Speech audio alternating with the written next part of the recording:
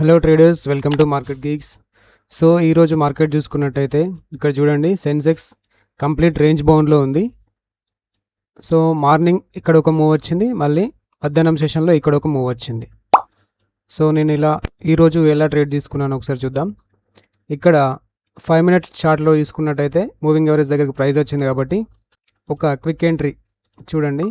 ఇక్కడ ఈరోజు ఓన్లీ ఒకే single trade చేశాను.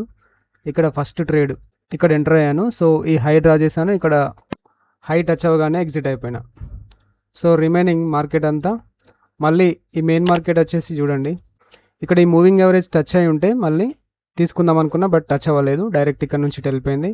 ఇక్కడ మనకు ఎంట్రీ అనేది దొరకలేదు, ఇంకా ఆపేసిన అన్నమాట. ఇదంతా చూడలేదు మార్కెట్. సో ఈరోజు ఒకటే ట్రేడు. సో ఆ single trade almost only 1 మినిట్లోనే 1000+ profit ఇచ్చింది. ఇక్కడ చూడండి, 4000 క్యాపిటల్ ఉండే, 1089 ప్రాఫిట్.